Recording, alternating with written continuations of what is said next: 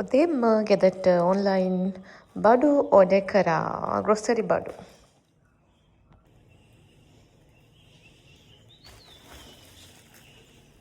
උඩ පිරිච්ච ඒ සීනි කිව්වද? නැතු. උඩට ගෙඩිය පිරිලා තින්නේ ඒවා පොළවේ හැදෙන්නේ. අමාරුද? ඔතන දුන්නනේ මේක එක දුන්නා.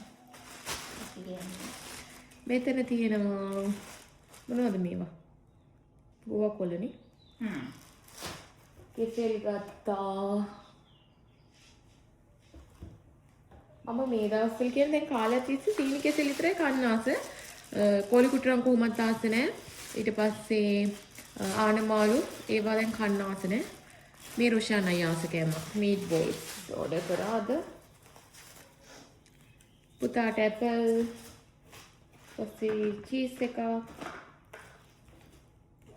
තෙල් එකක් වෙනද ගන්න තෙල් එක තිබුණේ නැහැ මේ පොල් තෙල් එක. අලි පේර ඇම්බරෙල්ලා චූට්ටන් ඇම්බරෙල්ලා හැබැයි. තක්කාලි නූනු ගෙදර රතුඩුණු චුට්ටක් තිබ්බා. මම තව චුට්ටක් ඕඩර් කරා. මේක සීතාච්චිට ගස් ලැබු ගෙඩියක් ගියන් දෙන්න කියා හිටියා කන්න. ඉදිලාද? අද නෙවෙයි හෙට කන්න පුළුවන්. අදත් කන්න පුළුවන් නේ. පොතුර හැල.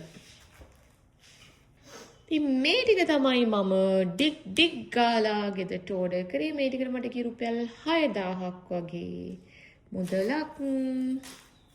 දැන් බඩු ගණන් නේද ළමයි. ඉතින් කොහොමත් ඉතින් අපිට දවස් 2කට 3කට සැරයක් මේ වගේ බඩු ගෙන්න ගන්නවා.